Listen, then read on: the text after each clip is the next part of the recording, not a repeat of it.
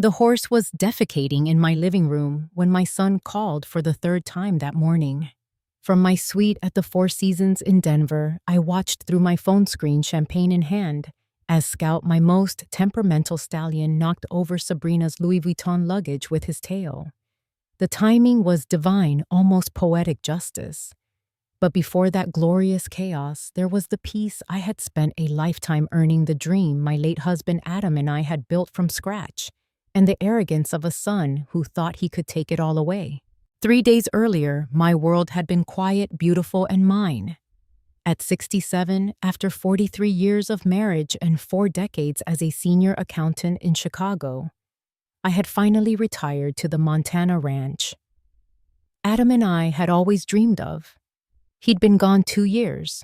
Cancer had taken him slowly, then, all at once, and with him had gone my last reason to tolerate the city's noise and expectations. So I left. The 80-acre ranch became my refuge, mornings with coffee on the wraparound porch, watching mist rise from the valley while my horses grazed, evenings filled with crickets and the wind through pines. The silence wasn't empty. It was alive. Then my phone rang. My son Scott, real estate mogul, city slicker, and professional disappointment, appeared on the screen, grinning with those perfect veneers. "Mom, great news," he said. "Sabrina and I are coming to visit the ranch this weekend, and Sabrina's family can't wait to see it.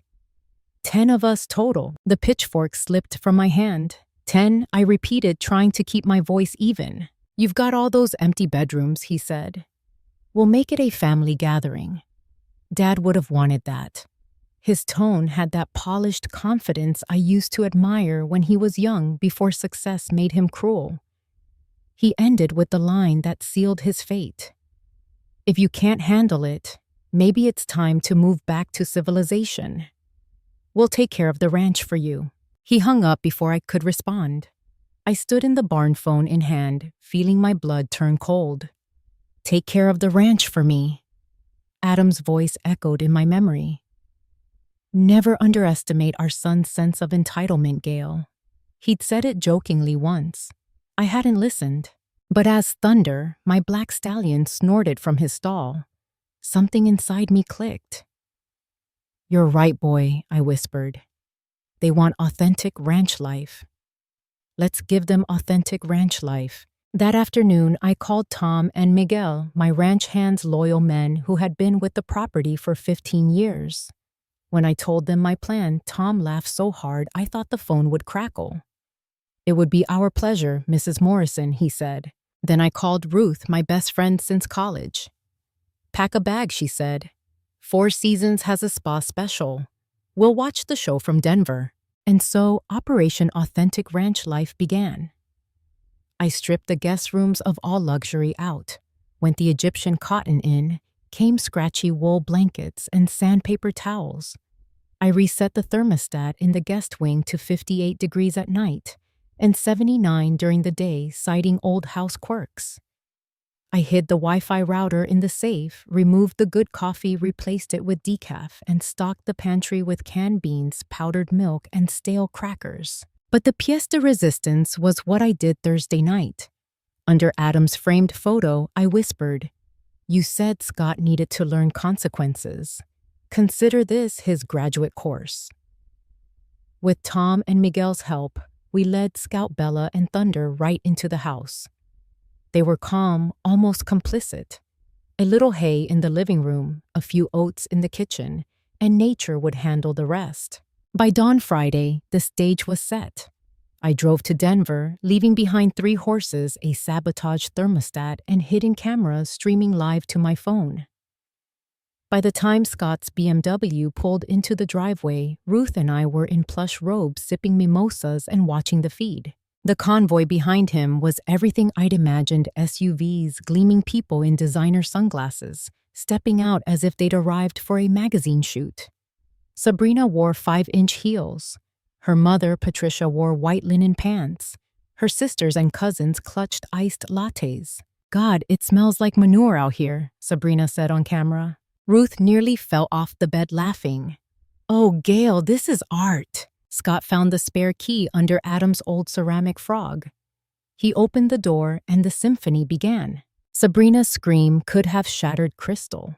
Scout stood majestically in the foyer, tail swishing as he redecorated my Persian rug.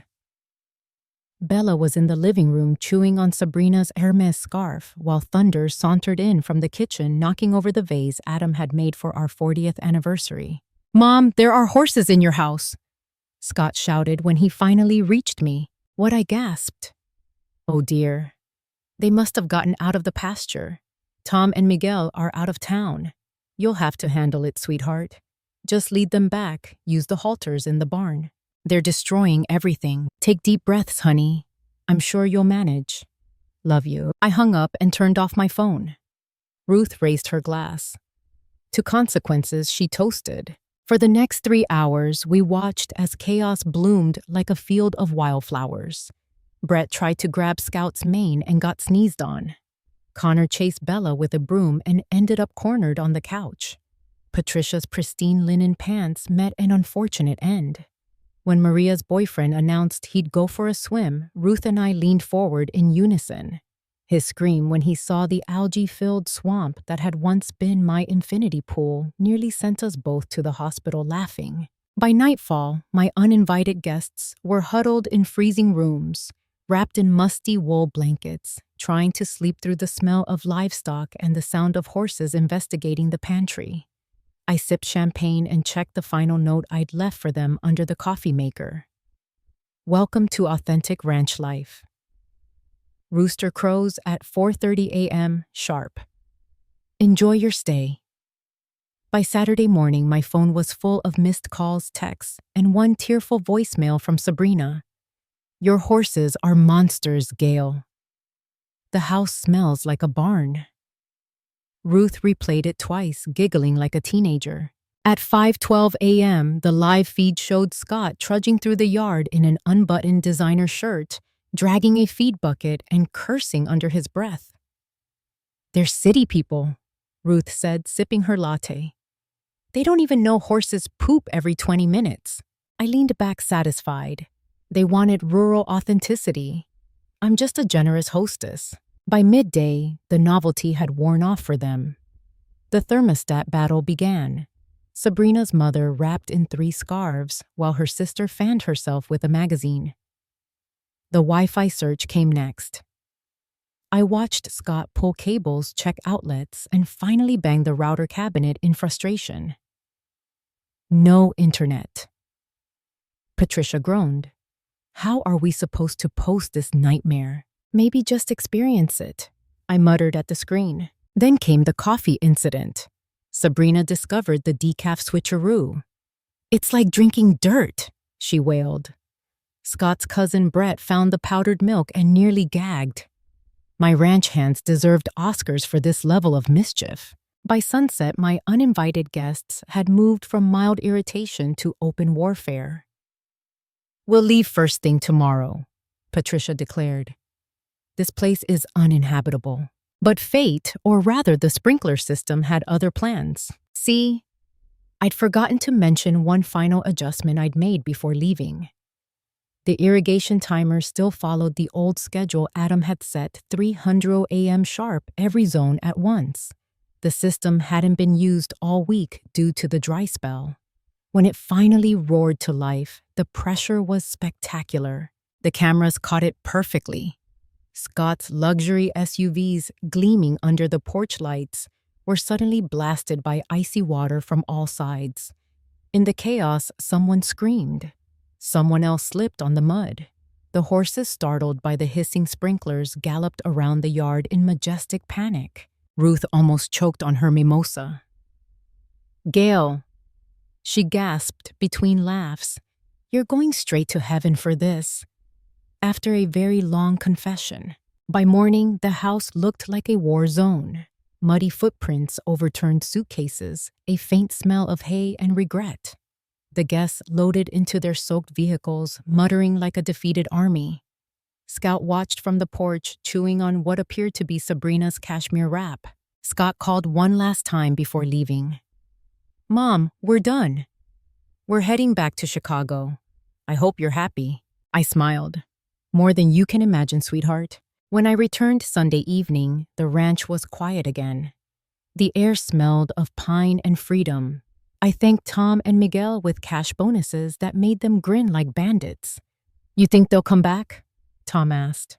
Not unless Wi-Fi grows in hay bales, I said. But peace, as always, was short-lived. On Tuesday, a certified letter arrived from Reynolds and Phelps attorneys at law. Inside was a neatly typed note from my son's lawyers. We request immediate discussion of property transfer options in light of recent safety incidents at the Morrison Ranch. Ruth read it aloud and snorted. They're threatening you because your horses exist. Oh no, I said, smiling thinly. They're declaring war. The next morning, I put on my old power suit, the one I hadn't worn since my last day at the accounting firm, and drove into Bozeman to meet with my own attorney, Carl Jenkins. He was in his 70s, wore bolo ties, and had a mind sharper than barbed wire. After skimming the letter, he chuckled. They don't have a leg to stand on, Gail. This property's in your name alone, and your son's fancy lawyers can't force a sale unless you're declared incompetent, which, given recent events, you're clearly not. Then let's make sure they understand that, I said. The next day, I drafted a response. Polite, professional, lethal. Dear Mr. Reynolds and Associates, I appreciate your concern for my safety incidents. Please rest assured that all livestock involved are in excellent health and continue to provide me with companionship and fertilizer. As for the ranch, I am not interested in transferring ownership, partial or otherwise. P.S. Kindly remind my son that if he wishes to visit again, he may bring no more than 2 guests. Must participate in barn duties and is responsible for any damages caused by overconfident in-laws or designer luggage. Warm regards, Gail Morrison. When I mailed it, Ruth said, You didn't just draw a line, you fenced it, branded it, and installed an electric gate. Weeks passed before I heard from Scott again. This time, his tone was different. Humble almost. Mom, I overreacted, he said. Maybe we shouldn't have brought everyone.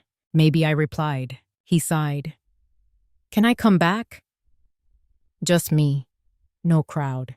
I pretended to think. Only if you're willing to work. Horses don't feed themselves.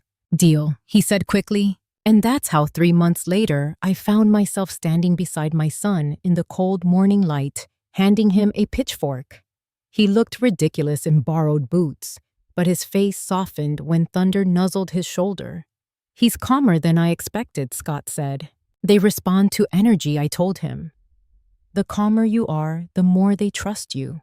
For a long moment, we worked in silence, just the sound of hay rustling, the steady breath of horses, and the faint wind through pine. Finally, he said, Dad would have liked this. Yes, I said quietly. He would have. It wasn't forgiveness, not yet. But it was a start. When Ruth came by later that week, she found me leaning on the fence watching Scott shovel manure with an expression that was part suffering, part enlightenment. Redemption looks good on him, she said. I smiled. So does humility. And when the sun dipped behind the hills and the ranch glowed gold and quiet again, I realized something Adam had always tried to teach me. Peace isn't the absence of people, it's the presence of boundaries. I'd finally learned both.